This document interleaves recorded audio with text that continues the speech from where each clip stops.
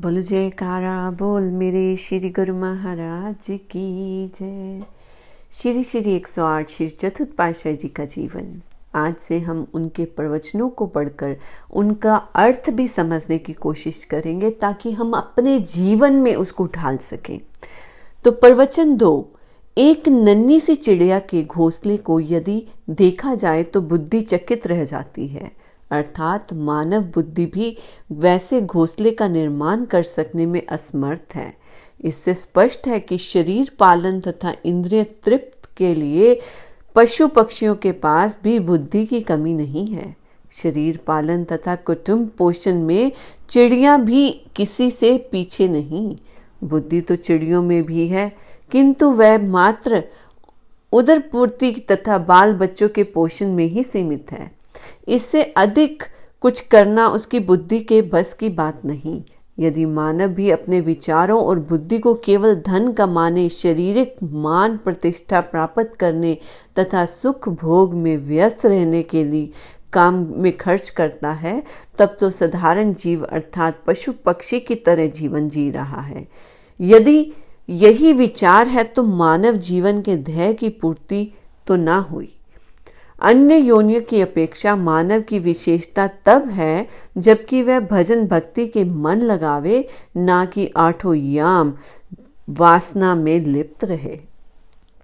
मनुष्य को मानवता के पद का ध्यान रखना आवश्यक है।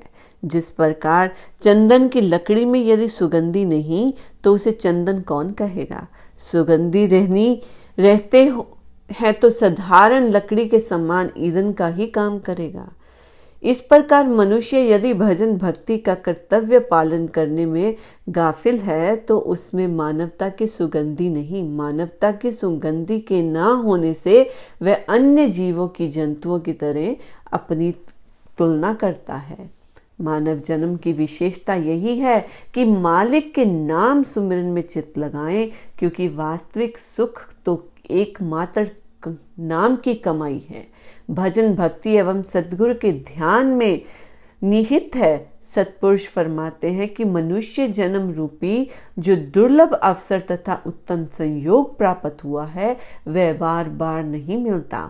परम सौभाग्य से प्राप्त नहीं हुए तो अमूल्य अवसर को हाथ से व्यर्थ गवा देंगे।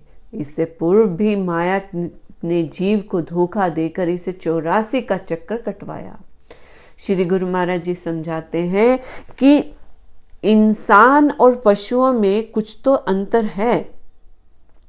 इस अंतर को समझना है, क्योंकि पालन पोषण करना, खाना खाना, बच्चों को देखना, ये सब पशु पक्षी भी करते हैं। पशु पक्षियों के पास भी बच्चे होते हैं, अपने बच्चों का पेट भरते हैं, उसके लिए हंट करते हैं कि खाना लेके आते हैं, अपने बच्चों का पालन पोषण करते हैं। लेकिन अगर जीव हमें बनाया है, हमें मनुष्य का चोला मिला है, तो ये कुछ तो खास होगा इसमें।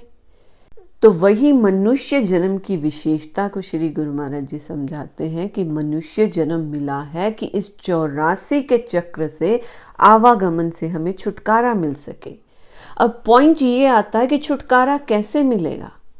अगर हम सेम काम कर रहे हैं जो पशु पक्षी भी कर रहे हैं, घर चलाना, पालन पोषण करना, बच्चे बड़े करना, बच्चों को पालन पोषण में लगाना, उनकी चिंता करना, ये सब तो पशु पक्षी भी कर रहे हैं। कुछ अलग करोगे तब तो अलग रिजल्ट मिलेगा ना। तो वो अलग क्या करना है हमने? वो अलग करना है, हमने अपनी पहचान करनी है कि हम हैं कौन। वो पहचान कैसे होगी?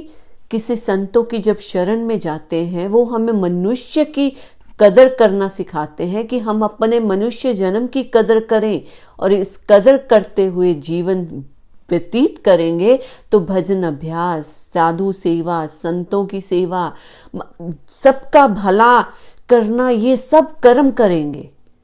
और यही कर्म हमें एक मनुष्य लेवल से ऊपर ले जाते हैं।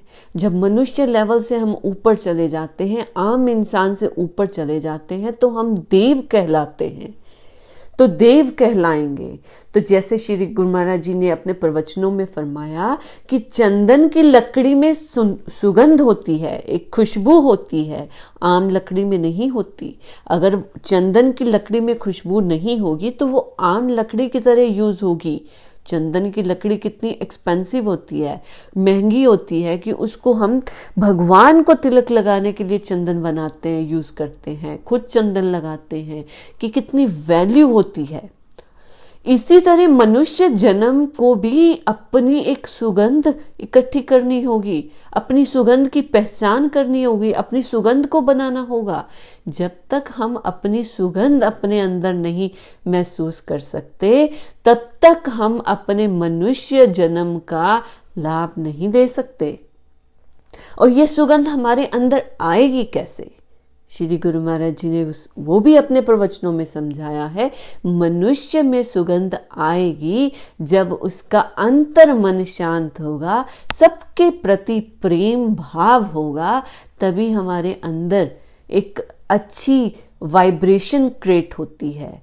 जब सबके प्रति हम खुश रहेंगे, दूसरों को खुशी देंगे, तभी हम खुद भी खुश रह सकते हैं और सुगंधी फैला सकते हैं। जैसे अगर हाथ में फूल ले लिया जाए, तो अगर फूल छोड़ भी दिया जाए लेकिन फूलों की खुशबू हमारे हाथ में रहती है, इसी तरह से मनुष्य जब अच्छे कर्म करता है, अच्छी सोच रखता है, तो वो खुशबू हमारे अंदर रह जाती है और हम जन जन तक वो खुशबू फैलाएंगे, तो हम अपने मनुष्य जन्म पाने का पूरा लाभ प्राप्त करेंगे। जब पूरा लाभ प्राप्त करेंगे तो हम भजन अभ्यास में बैठेंगे, भजन अभ्यास करेंगे तो हमारा मन शांत होगा। लेकिन जब हम दूसरे लोगों की तरह वाद विवाद में पड़े रहेंगे, तब हमारा मन भजन के अभ्यास में भी शांत नहीं रहेगा। और जब मन शांत नहीं रहेगा तो हम उस परम आनंद से नहीं जुड़ सकते। परम आनंद से नहीं जुड़ सकते तो अपने मनुष्य जन्म से लाभ कैसे प्राप्त कर सकते हैं? श्री गुरु महाराज जी बार बार यही समझा रहे हैं कि मनुष्य जन्म का लाभ उठाओ और अपना भजन अभ्यास में पूरा समय दो, ताकि हम इसके समय की कदर करते हुए इस 84 के चक्कर से छूट जाएं और आवागमन छोड़कर अपने सतगुरु के सचखंड में श्री चरणों में जाकर बैठे। बोलो जयकारा बोल मेरे श्री गुरु महाराज की जय।